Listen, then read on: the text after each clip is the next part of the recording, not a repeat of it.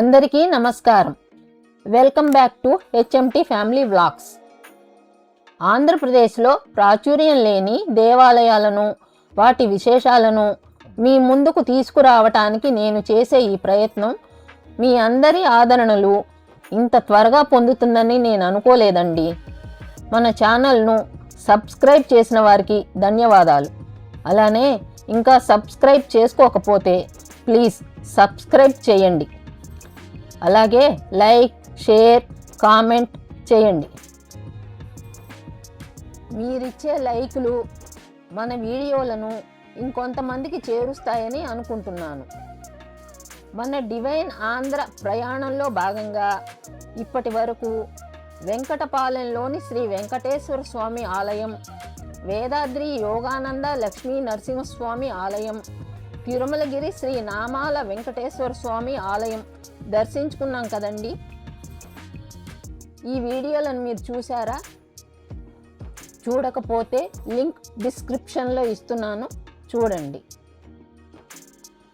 ఈరోజు మనం శివయ్యను దర్శించుకోబోతున్నాం. అది కూడా మన విజయవాడలోనే, చాలామందికి తెలియని ఒక కొండపై. రండి, ఈరోజు మనం యనమల కుదురుకి వెళ్దాం. ఇదే కొండపైకి వెళ్ళటానికి ఘాట్ రోడ్డు మార్గం. ఇక్కడే నరసింహస్వామి కొలువై ఉన్నారు.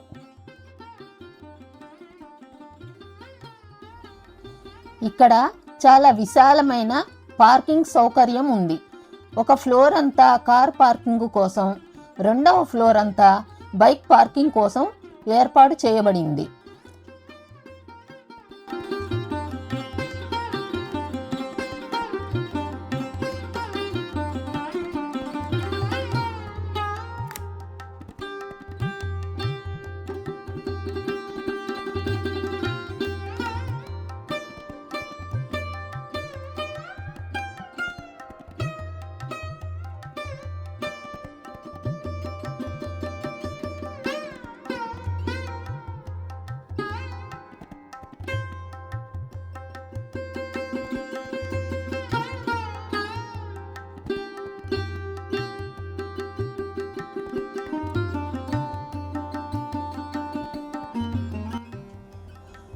సప్తపర్వతములుగా పిలువబడుచున్న ఇంద్రకీలాద్రి, మునిగిరి, వృషశృంగం, మంగళగిరి, గరుడాద్రి, వేదాద్రి, శేషాద్రి పర్వత శ్రేణుల క్షేత్రాలను కృష్ణానది ప్రవాహముచే విడదీసి కృష్ణానదికి దక్షిణాన మునిగిరి వచ్చుచున్నది. అందుకే 1000 మంది మునులు తపస్సును మునిగారు కనుక మునిగిరి అని పిలువబడుచున్నది. శివ తపస్సు చేసిన 1000 మంది మునులకు ఎటువంటి తపోభంగం వాటిల్లకుండా వారిని శ్రీ పరశురాముల వారు రక్షించారు. అటువంటి పవిత్రమైన మునిగిరిపై వాయులింగాకారముగా స్వయంభూ అయి వెలిసిన శ్రీ రామలింగేశ్వర స్వామి వారిని శ్రీ పరశురాముల వారిచే పునఃప్రతిష్ఠ గావించబడింది. శ్రీ పరశురాముల వారు విష్ణు యొక్క అవతారమైనందున శ్రీ పార్వతీ రామలింగేశ్వర క్షేత్రం శివ కేశవ క్షేత్రమై ప్రసిద్ధి పొందినది.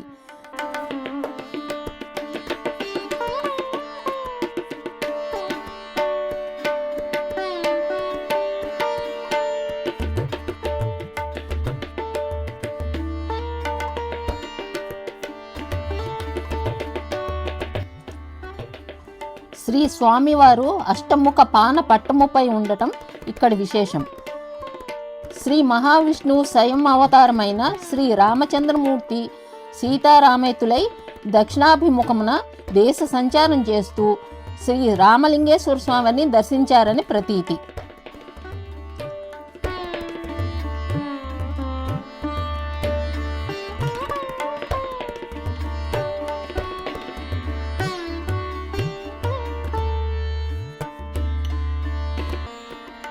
ఇక్కడ స్వామివారికి ప్రతి సోమవారం మరియు ప్రతి మాస శివరాత్రికి అభిషేకాలు, శాంతి కళ్యాణం కూడా జరుగుతుంది.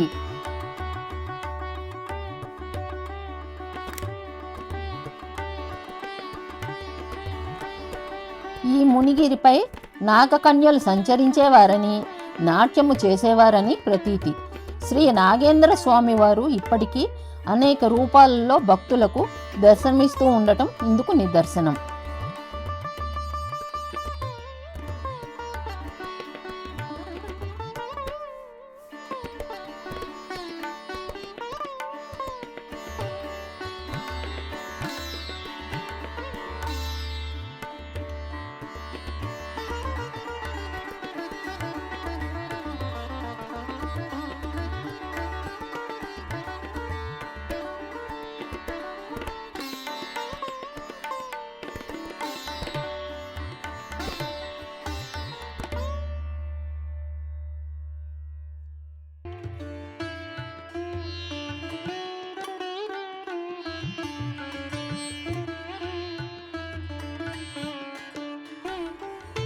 శ్రీ రామలింగేశ్వర స్వామి వారిని ఒక్కసారి దర్శిస్తే 1000 మంది మునుల అనుగ్రహం కలుగుతుందని, శ్రీ స్వామివారి ఆలయంలో 11 సోమవారాలు 11 ప్రదక్షిణాలు చేస్తే, ఏకాదశ రుద్రాభిషేకం చేయించుకుంటే సత్కార్యమై వివాహం జరుగుతుందని, విదేశీ విద్య ఉద్యోగము ఉన్నత ఉద్యోగం కలుగుతుందని ప్రతీతి.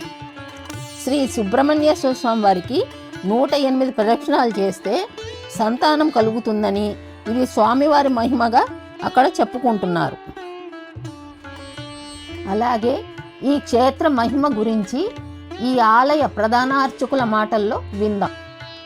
రామలింగేశ్వర స్వామి వారి దేవస్థానం యనమల కుదురు, విజయవాడ.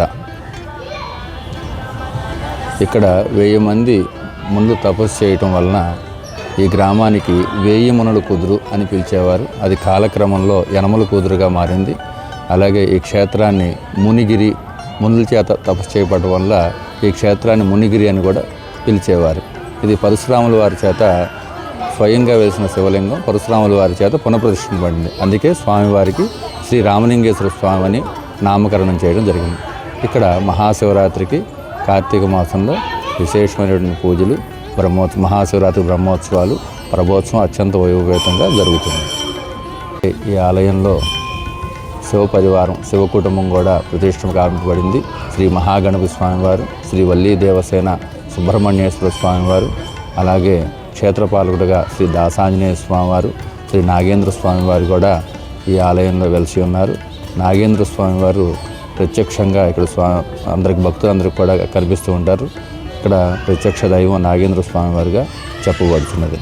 అలాగే ఇక్కడ మహాశివరాత్రి బ్రహ్మోత్సవాల సమయంలో సంతానం లేని వారికి స్వామివారి యొక్క నంది ముద్దలు స్వీకరిస్తే తప్పకుండా సంతానం కలుగుతుందని చెప్పేసి విశేషంగా ఇక్కడ ప్రత్యేకంగా స్వామివారి మహత్యంగా చెప్పబడుతున్నది.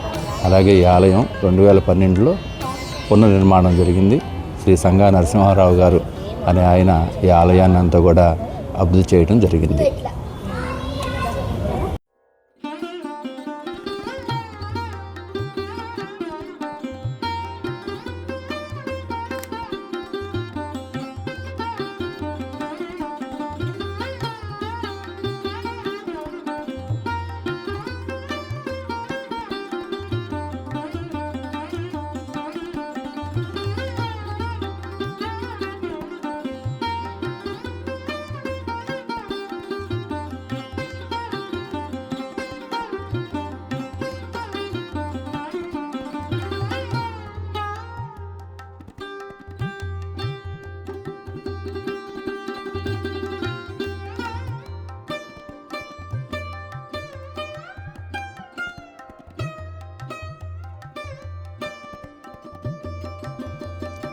మీరు విజయవాడకు వస్తే కనకదుర్గమ్మ దర్శనంతో పాటు ఈ మునిగిరి క్షేత్రాన్ని కూడా తప్పకుండా మీ ప్రయాణంలో చేర్చుకోండి.